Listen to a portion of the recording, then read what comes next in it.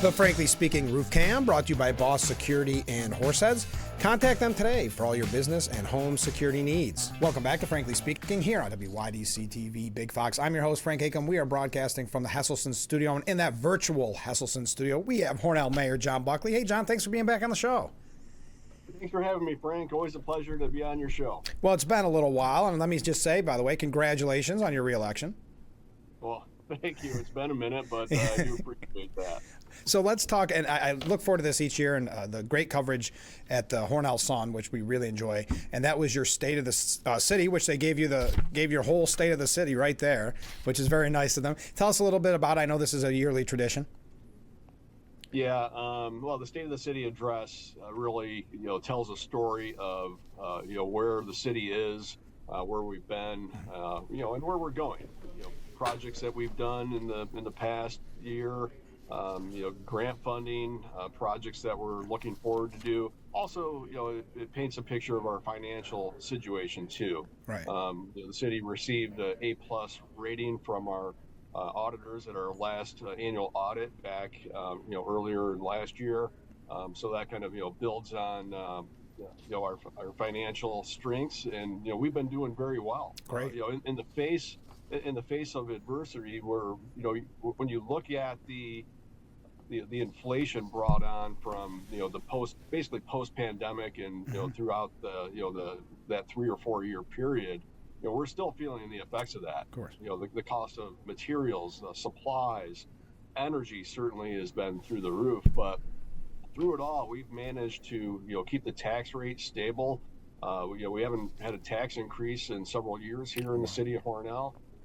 So we've been, managing, very well, but, it's not easy. We've had to make some hard decisions along the way. And, but, at the same time, you have to move your community forward and, still accomplish things. And you can't just, you can't just sit in neutral and, stand idly by either. Mm-hmm. Yeah, you've got to be proactive. And what do you look at? Here we are in February of 2026. What are you looking forward to perhaps the most in 2026 for the city of Hornell? Well, more projects. So right now, we've got a large project going on at our wastewater plant, our sewer plant, if you will.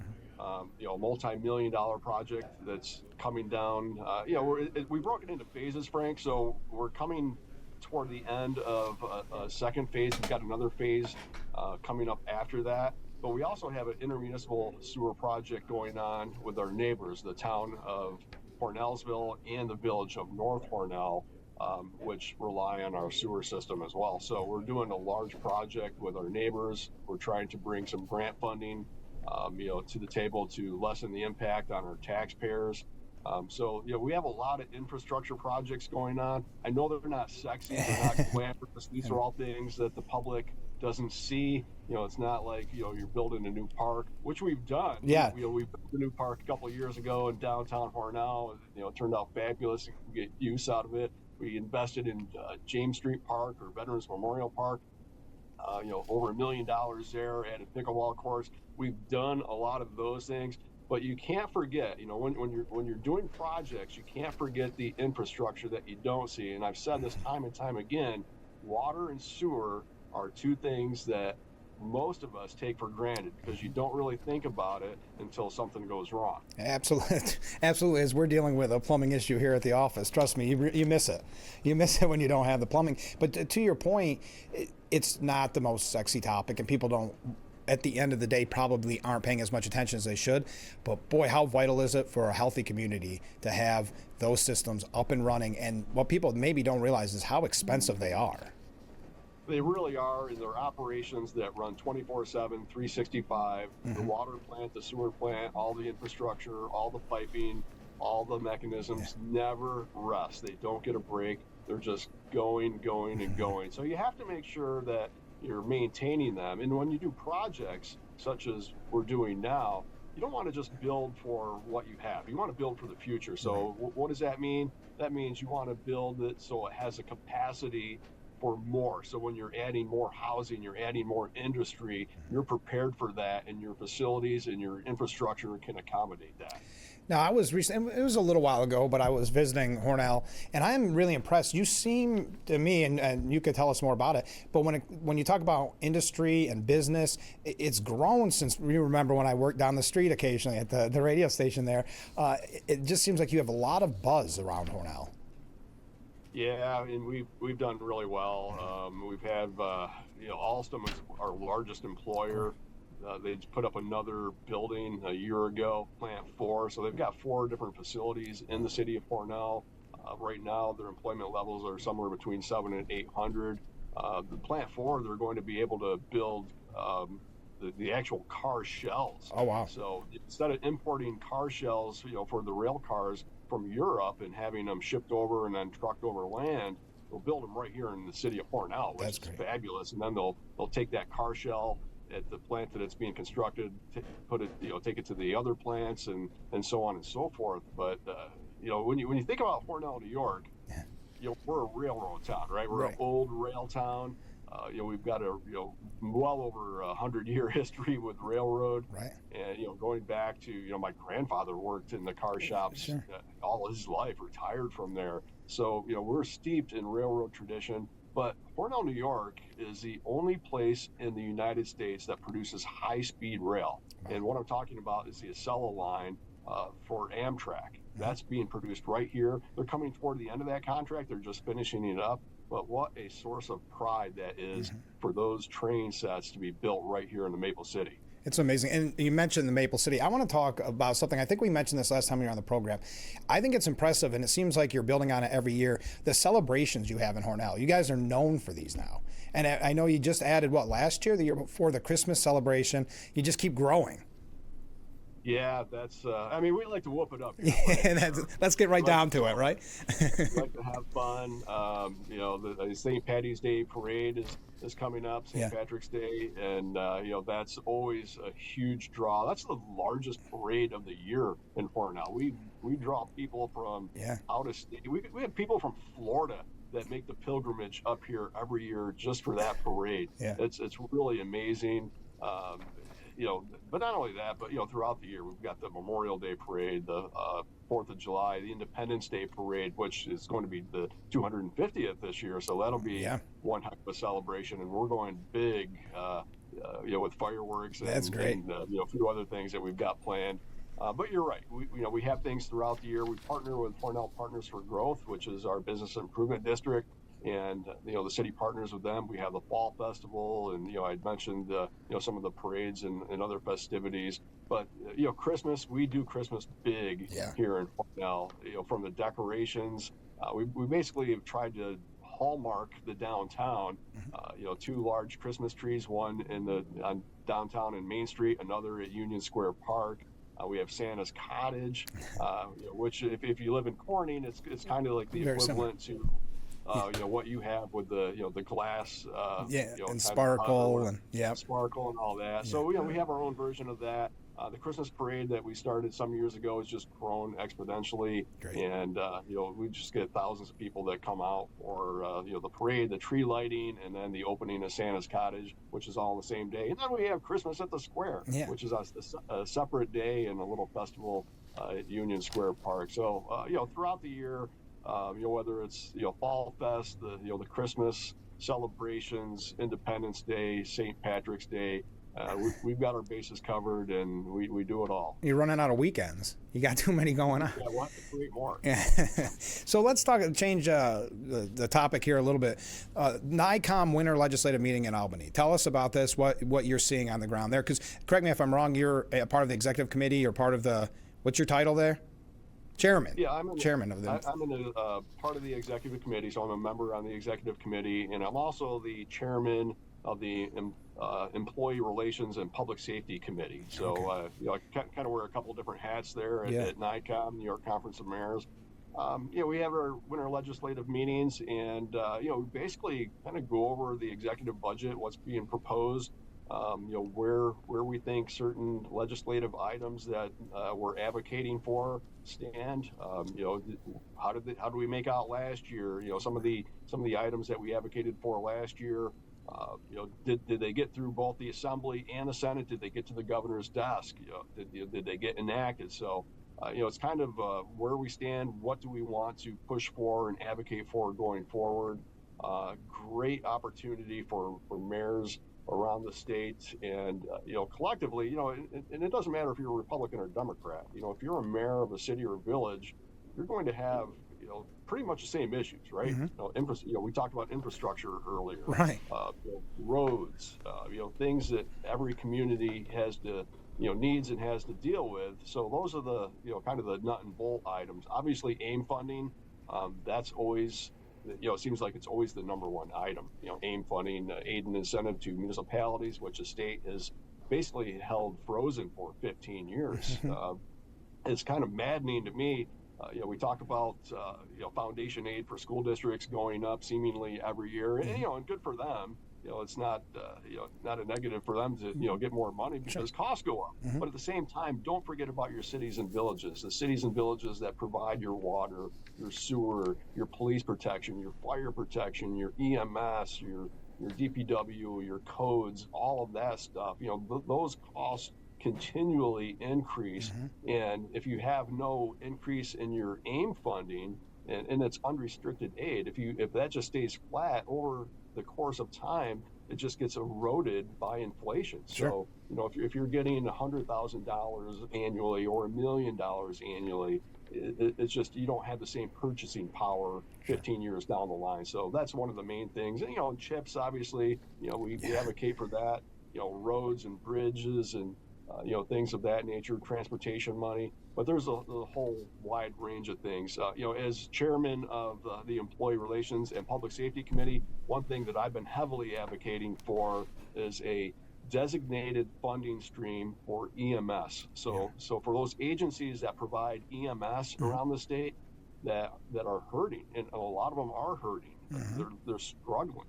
I think that there should be, not only a study, which the governor did sign. The governor did sign a bill that requires counties to conduct a study and basically identify areas of need for underserviced communities throughout their counties. But I believe there ought to be a designated funding stream to help provide, with state funds, monies directly to these agencies to better serve their communities. Because at the end of the day, Frank, when you dial 911, you expect that ambulance to show up. Yeah, when you talk about us in our rural area, I know this has been a major talk at the county as well, where there's struggle. There's kind of these deserts, you could call them, where there is no EMS help.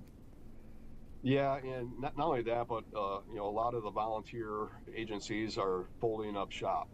There's been a few just in my area that have closed over the past year to year and a half, and I know Steuben County is kind of dip their toe in it, and they're trying to do more. Sure. It's slow and it doesn't cover everything. Does it help? It certainly does, but I think there's going to be more pressure on the county as time goes on to increase their services, and I know they're already looking at doing that. Sure. And going back to the NICOM winter legislative meeting, what was the reaction, would you say, to Governor Hochul's proposed budget? That's always a mixed bag. Yeah.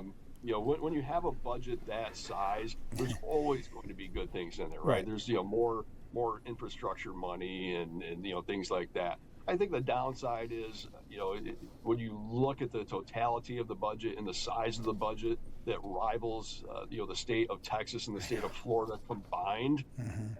I think you look at it as like, okay, there's a lot of wasteful spending here. Why don't we redirect some of that spending, cut some of the spending or redirect it where it's more impactful for New Yorkers? And as a mayor, I'm always an advocate for municipalities, for cities and villages, and the things that we need to provide services to our city.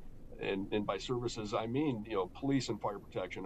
I'm talking about water and sewer and those things that you rely on. I think too often the subject matter revolves around these national type topics and trying to pander to different groups, interest groups. I think that's where things kind of get lost and things get muddy, and and that's where some of the consternation comes from. Yeah, and when you think about it, what's always scary, the budget is already kind of terrifying when Hochul releases it, but in Albany, they're going to say they haven't spent enough, that they need more. So it gets pretty scary around this time of year. Yeah, and it's always, it's never enough money. It's always, well, this is a good first step. Yeah, exactly.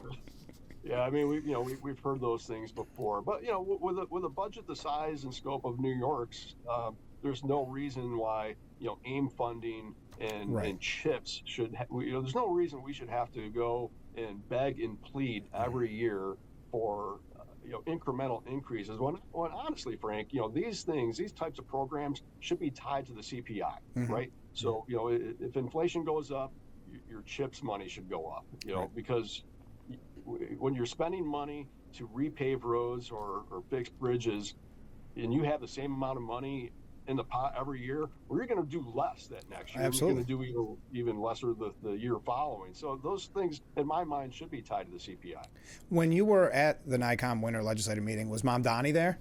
Mayor Mom Donnie? No, he didn't make it? He was not. He did not make it. Oh, darn it. I wanted to see what you thought of him. But speaking of another leader that you met, how's Carl Hasty? It was interesting. So I actually got to meet the speaker as part of a NICOM delegation, and at the tail end of our conference, we had what we refer to as Lobby Day. Yeah. And it's an opportunity for the members to go and lobby their assemblyman or their senator. I have a close relationship with Senator O'Mara and Sure. Assemblyman Palmisano, and we call, and we're readily available to each other. So what I did is I partnered with Barbara Van Epps, the executive director, and Bill Brazier, the NICOM president, and we actually lobbied some of the leadership. Yeah. And the speaker was on our list and was gracious enough to give us some time. And I tell you, he was very personable.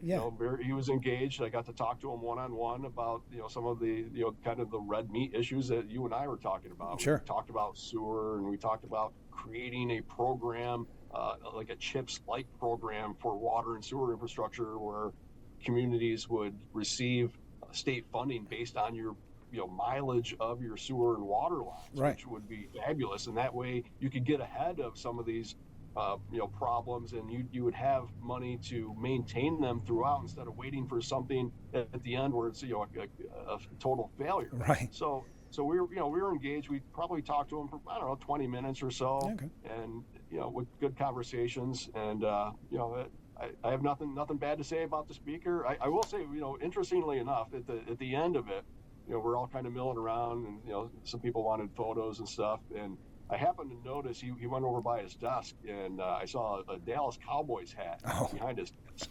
And I said, "Speaker, are you a Cowboys fan?" Yeah. And he's like, "Yeah." And he's, we started kind of chit-chatting about football, and talked about the draft. So it was kind of neat, just on a more of a a personal level, just to just kind of talk shop about football and draft, and what's going on in the league and that sort of thing. So it was kind of neat. And also, you got to attend a reception at the governor's mansion. How was that? Well, okay, so every year, NICOM, well, I don't want to say every year, most every year, NICOM is invited to the governor's mansion for a reception, and, the governor comes out and, Sure. gives a speech, and, it's kind of the same thing every year, Right. Which is fine. Yeah. She's going to tout different programs and what she's doing, and I would expect any governor anywhere to do the same thing. Right. But it is an opportunity to get in front of the governor. Although when you have 60 or so different mayors, and you're all trying to get a moment, you really literally get a moment. I'm sure. Lucky. Yeah. So, but it's nice, and and I've done this for a number of years. Back when I was a deputy mayor, I'd go up and do the same thing when Andrew Cuomo was there, Sure. and things like that. So yeah, it's kind of a dog and pony show of sorts, but is it time well spent? It's certainly time well spent. Anytime you can get a little one-on-one time with the governor, with the speaker, with the comptroller who was also at NICOM, and I talked to one-on-one. It's always worthwhile, whether you agree with their policies or not. When you're in a position like I am, when you're the mayor of a city, you play with the hand that you're dealt. Sure. And it doesn't matter if you're a Republican, doesn't matter if you're a Democrat, an independent, or otherwise. You have to find ways to work with people, even though you might disagree with them on policy, because at the end of the day, you have an obligation to the residents that elected you and the residents that you serve to provide for them the services that we've talked about earlier on the show. And by building those relationships and building those collaborations and fostering that teamwork, that's how you accomplish those things. And what do you think, just quickly, I know we talked about it in the past, you and I, what do you think about the governor's race? You know, Governor Hochul is definitely out there campaigning, and I'm kind of surprised how much she keeps bringing up Blakeman's name, but she is. So what are your thoughts moving into November? Well, I don't, I'm probably going to disappoint the Republicans out there watching this. Sure. I don't really know that there is a governor's race. Right. Right. Blakeman threw his hat in. Stefanik stepped aside. I think she was pretty clear from the get-go that she didn't want anything to do with a primary. Because I think she considered it a waste of time and money and resources, and which I don't blame her. Yeah. Blakeman has jumped in. He's a relatively unknown commodity, I think, in our neck of the woods. Right. Downstate Nassau County, he's, certainly, has name brand and, name ID and all that stuff. But I haven't really been impressed. He's having a hard time finding a running mate. He had a sheriff lined up until he didn't. Yeah. And we were just ridiculing Hochul about that. So you can't take that one thing away from us and do the same darn thing. Well, I don't know. Maybe Hochul and Blakeman ought to team up. Yeah, there you go. I don't really have an answer for it, but they're both struggling. I think it was, a lot of people, certainly in our area were, very disappointed when Stefanik dropped out and kind of, took a lot of the air out of the balloon, I think so, to speak. Where it goes, who knows? As we're talking now, it's February. There's a lot of time left, but I just don't know where he gets the traction, if he has the energy for it, but we'll see. But even if you look at the fundraising numbers, they're not good. Where Stefanik had, and I don't want to, re-legislate this, but Stefanik had such good fundraising abilities. She's known for that, right? So she had a war chest building up. People were sending their $200 inflation rebate checks to her, in a kind of a protest against Hochul. And now here, the numbers that we're seeing coming out of the New York Post, I think it was, Blakeman doesn't even have what you would call a war chest. No, and I don't think there's certain things you need. You need some sort of name recognition. You need the money, because money matters in statewide races, because you can't be everywhere all at once, right? So you're going to rely on advertising, you're going to rely on signage, and all of those types of things, and and then energy. Right. You need energy, and she had it in spades. I know. She has a TV presence. I haven't really seen much of Blakeman, and I don't know that anyone in our area really has. I don't know that he's really focused on upstate. Even some of the people that he's been considering for lieutenant governor, not necessarily from Western New York or this portion of the states. Someone from Madison County. That's who I guess he ultimately decided on. I don't understand it. Yeah, I don't get it either. But what does it all mean if you're going out to vote? Hey, vote for whoever you want. I think from a competitive standpoint, I think the Republican Party could certainly do better. Yes. I don't know. I don't know where the Republican Party statewide really stands. I don't think they've really fielded competitive candidates over the last several years. I mean, well, I shouldn't say that. Lee Zeldin was competitive, and he did put up a really good race. But outside of Zeldin, recently it's been hasn't been pretty. No, and it's pretty sad when we talk about how great Lee Zeldin did, and he still lost by 6 points. Again, he was a hard worker, and he's why we probably won the majority in the House. But at the same time, it was still 6 points. At a year of what we were seeing Cuomo and all of that, it was our best chance, probably. Yeah, I think you're right. And and the other thing, with Blakeman in the race, and again, this is just my analysis. Right. So take it for what it's worth. It's Sure. my analysis, plain and simple. But I think the other thing that Blakeman has done, the Blakeman effect, if you will, is he's going to have a negative effect down ballot. And you're already starting to see it. Michael Henry, who was all geared up and had been running for like 2 years. Yeah, he has. And, he was, running for attorney general, and he decided to drop out because he didn't think that there was a path forward. So, you're already starting to see it. And when the energy goes out, then that'll affect the town races and all everything down ballot. Because if you're not excited, and let's be honest, a lot of people will go out to vote in a presidential year, or they'll go out to vote in a gubernatorial year. Right. Not necessarily, it's not always your town supervisor or your trustee or your board member that's driving out to vote. Oh, we got to get out and vote. We got a hot one in Ward 2 or whatever. Right. So, it's these upper races that people get chinned up about. But when that excitement isn't there, it's harder for the lower level races to create that and get people out. So you could see that effect across the state. And before we go, John, did you see, speaking of governors, Andrew Cuomo just recently started a new radio broadcast in New York City, and it's called The Pulse of the People. You must be outraged. Oh, I could not believe. No, actually, it's a compliment. Yeah. So you can take it either way. Yeah. I mean, he's obviously listening to my radio show and stole the idea. So hey, more power to him. Any way we can cross promote. Maybe I'll have him on my show and I'll do his. Yeah, exactly. It's always an open invitation, right? I do catch I do catch him on News Nation every now and then. He'll have Bill O'Reilly on there and Stephen A. Smith. They have this the Three Americans kind of spiel or gig that they've got going on. Yeah. And, it's entertaining, and it is kind of nice to see like him and O'Reilly going back and forth. Yeah. Kind of reminds me of the old Fox News days where you'd have person from each side going at it. Yep. No, I agree, but I just thought, wow, would steal your name like that is just outrageous. But like you said, he's listening. Who you got on this week?